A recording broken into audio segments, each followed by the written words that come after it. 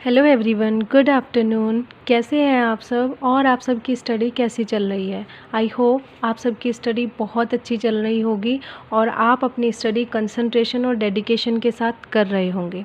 So friends, आज की video है how to study literary terms. ज़्यादा परफेक्ट तो तरीका मुझे नहीं पता है, लेकिन जो भी तरीका मैं फ़ॉलो करती हूँ तो वही मैं आप लोगों के साथ शेयर कर रही हूँ कि आई होप इससे आपको थोड़ी हेल्प मिल जाए और आप लोगों का जो लिटरेरी टर्म्स का जो पोर्शन है वो अच्छे से कवर हो जाए। तो फ्रेंड्स, मैं लिटरेरी टर्म्स कैसे पढ़ती हूँ और कैसे कवर करती हूँ ये मैं आप लोगों के साथ आज शेयर करना चाहती हूँ। तो चलिए फ्रेंड्स, लिटरेरी टर्म जब भी हम पढ़ते हैं तो हमारे माइंड में एक ही क्वेश्चन आता है कि लिटरेरी टर्म को हम याद कैसे रखेंगे। लेकिन याद करने से पहले की चीज़ है कि हम लिटरेरी टर्म या जो भी कोई भी टॉपिक जो हम पढ़ते हैं, अगर हम उसको बांट लें, किसी पार्ट्स में डिवाइड कर लें और किसी स्टेप्स में हम उनको डिवाइड कर लें तो वो इजी हो जाता है हमारे लिए लर्न करना। तो फ्रेंड्स, कोई भी लिटरेरी टर्म हो उसको आप पार्ट्स में डिवाइड करिए। जैसे लिटरेरी टर्म, आपने कोई भी एक लिटरेरी टर्म ले ली यहाँ पर, तो लिटरेरी टर्म के बाद आपको क्या करना है, उसका ओरिजिन देखना है कि उसका ओरिजिन कहाँ से है, वो ओरिजिनेट कैसे हुई है, किस वर्ड से उसको लिया गया है। वो ग्रीक वर्ड है, इटालियन वर्ड है या जो भी वर्ड है। तो ये बहुत इंपॉर्टेंट होते हैं और एग्ज़ाम में आ जाते हैं कि कोई भी जो लिटरेरी फॉर्म है, लिटरेरी टर्म है, वो किस वर्ड से ओरिजिनेट हुई है। उसके बाद उसका मीनिंग क्या है, उसका यूज़ क्या है लिटरेचर में और उसका मीनिंग क्या है, हम ये जानेंगे। उसके बाद इसको इन्वेंट किसने किया था, फर्स्ट टाइम उसको यूज़ किसने किया था, कॉइन किसने किया था और किसने इन्वेंट किया था और उसने उसके बारे में क्या कहा था, या फिर उसका कोई फर्स्ट वर्क उससे रिलेटेड हो जिसमें उसने उसे यूज़ किया था किसी भी राइटर ने। और लास्ट है एग्जाम्पल्स। जब कोई भी चीज़ हमें तब तक लर्न नहीं होती जब तक हम उसके एग्जाम्पल्स नहीं देख लेते फ्रेंड्स। तो ये लिटरेरी टर्म का ही चैप्टर ओपन है इसमें, और इसमें से मैं आपको बताऊंगी कि मैंने कैसे लिटरेरी टर्म को तैयार किया है। जैसे लिटरेरी टर्म है, सपोज सोनेट हम तैयार कर रहे हैं,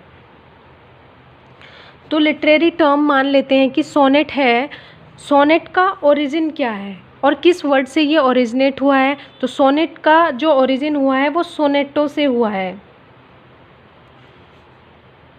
जो कि एक इटालियन वर्ड है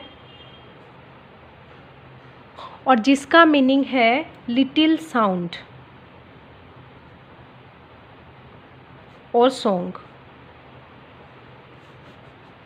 अब एक और चीज़, सोनेट की डेफिनेशन क्या होती है, a poem of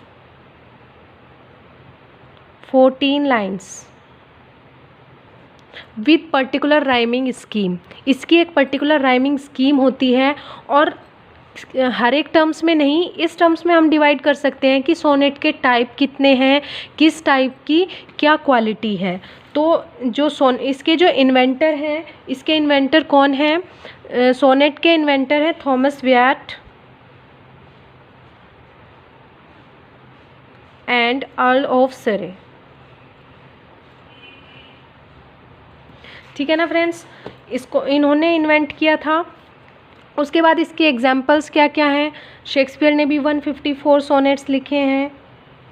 Philip Sidney ने सोनेट लिखा है, एस्ट्रोफेल एंड स्टेला, वो सबसे पहली सीरीज़ थी सोनेट के लिए। और सोनेट जो होते हैं वो 3 टाइप्स के होते हैं, पेट्रार्कन, शेक्सपियरन और इन्हीं को इंग्लिश सोनेट भी बोलते हैं, एलिजाबेथन सोनेट भी बोलते हैं। तो ये इसके नाम हो गए। एक टाइप ये हो गया, सेकंड टाइप ये, थर्ड है स्पेंसरन। इनकी अलग अलग पर्टिकुलर एक फॉर्म है, अलग अलग राइमिंग स्कीम है, इनके अलग अलग एग्जाम्पल्स हैं। कहने का मतलब है कि किसी भी चीज़ को हमें इस तरीके से डिवाइड कर लेना चाहिए, किसी भी फॉर्म को, किसी भी लिटरेरी टर्म को। सबसे पहले उसे किसने यूज़ किया था, कहाँ से उसका ओरिजिन है, उसका मीनिंग क्या है, लिटरेचर में उसका यूज़ क्या है, वो कितने टाइप्स की हैं, परफेक्ट राइमिंग स्कीम क्या है, या फिर उसका जो भी, सपोज़ ये तो सोनेट है, इसमें तो राइमिंग स्कीम है। कोई और चीज़, जैसे कोई वर्ड होता है सटायर हो गया, ओड हो गया, तो उसका क्या है, उसकी थीम क्या रहती है, वो किस तरीके से लिखी जाती है, किस थीम के बेस्ड होती है, कब लिखी जाती है। तो ये चीज़ें होती हैं, हम किसी भी चीज़ को कैसे डिवाइड कर सकते हैं। इस तरीके से आप नोट्स बना सकते हैं, बिल्कुल शॉर्ट में नोट्स बनाइए। अगर नोट्स नहीं बनाना चाहते, बुक से पढ़ रहे हैं, तो बुक से किस तरीके से पढ़ सकते हैं वो बताती हूँ आपको। जैसे मैंने पढ़ा है, सपोज़ यही टॉपिक खोल लेते हैं, इसका सोनेट ही ढूंढ लेते हैं।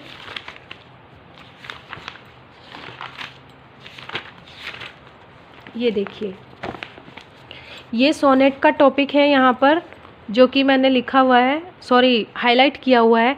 इसमें जितनी भी इम्पोर्टेंट चीज़ें हैं उन सबको मैंने हाईलाइट कर लिया है। जैसे सोनेट इटालियन वर्ड सोनेटो से आया है, और पर्टिकुलर राइमिंग स्कीम होती है। कितने टाइप के होते हैं, पेट्रार्कन होते हैं, शेक्सपियरन होते हैं और स्पेंसरियन होते हैं। ठीक है। The poem of 14 line to express his love for Laura de Noves. Petrarch ने यूज़ किया था सबसे पहले इसको लोरा दे नोविस के लिए। ठीक है। ये सब चीज़ें तो इनके डिटेल्स हैं। इसी तरीके से जिसकी भी जो भी डिटेल है हम उसको उसी तरीके से यहाँ पर डिफ़ाइन करेंगे और एक्सप्लेन करेंगे।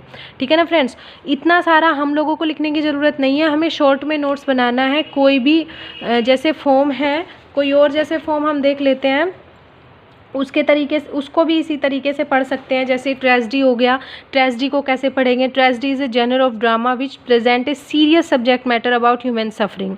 The 3 Greek dramatist are Aeschylus, Sophocles and Euripides. मतलब किसने इसको डिफ़ाइन किया है, किसने इसकी शुरुआत की है, इसका एग्जाम्पल क्या है, इसका मीनिंग क्या है। कहने का मतलब यही है कि हम लिटरेरी टर्म्स को इस तरीके से पढ़ सकते हैं, उसको पार्ट्स में डिवाइड करके, कि किसने इसको इन्वेंट किया है और किस तरीके से इसका यूज़ किया जा सकता है। और इसी तरीके से हम लिटरेरी टर्म्स को बहुत अच्छे तरीके से कवर कर सकते हैं फ्रेंड्स। तो मेरा तो यही तरीका है कि मैं लिटरेरी टर्म्स को किस तरीके से पढ़ती हूँ, और मैंने कुछ नोट्स भी लिटरेरी टर्म्स के बनाए हुए हैं। ये देखिए, वो इसी तरीके से बनाए हुए हैं। जैसे एब्सर्ड लिटरेचर है, ये क्या है, किस मोमेंट से जुड़ा हुआ है, किसके द्वारा दिया गया था और कब ये हुआ था, उसकी जो इम्पोर्टेंट चीज़ें रहती हैं वो सब हम यहाँ पर नोट्स बना लेते हैं। जैसे एलेगरी हो गया, एलेगरी क्या है, कितने टाइप की है, उनके एग्जाम्पल क्या क्या हैं। यहाँ पर देखिए, जैसे ये एलेगरी है, it is a narrative poem और prose which carries a second meaning beneath the immediate surface account. ठीक है, इतना ज़रूरी था इसके लिए। उसके बाद इसके जो टाइप्स हैं वो मैंने नोट कर लिए हैं।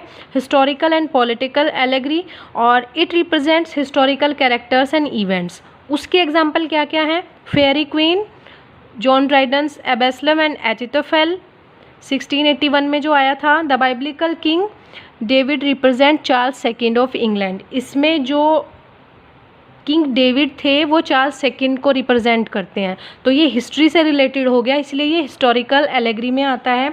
नेक्स्ट है एलेगरी ऑफ आइडियाज़। जो एलेगरी आइडियाज़ से रिलेटेड होती है, विचारों से रिलेटेड होती है, किसी इवेंट को प्रेजेंट नहीं करती है, वो इसमें आता है। In this the literal characters represent concept and abstract doctrine or thesis. Bunyan's Pilgrim's Progress. Allegory of ideas होता है का एग्जाम्पल है Pilgrim's Progress. Allegories the Christian doctrine of salvation. यहाँ पर salvation दिखाया गया है। तो फ्रेंड्स, इस तरीके से आप नोट्स बना सकते हैं पार्ट्स में डिवाइड करके, और मैंने इसी तरीके से बनाए हुए हैं। ये देख सकते हैं आप, ये सभी लिटरेरी टर्म्स और लिटरेरी फॉर्म्स ही हैं। जैसे ये बैलेड का बनाया हुआ है, कितने टाइप का होता है, कैसे होता है, क्या इसकी स्कीम होती है, राइमिंग स्कीम, किसने इसको इंट्रोड्यूस किया था और किस वर्ड से ये ओरिजिनेट हुआ था। सो फ्रेंड्स, ये था आज का टॉपिक, लिटरेरी टर्म्स को कैसे पढ़ें। आई होप आप लोगों को समझ में आया होगा। Thank you so much and best of luck for your preparation.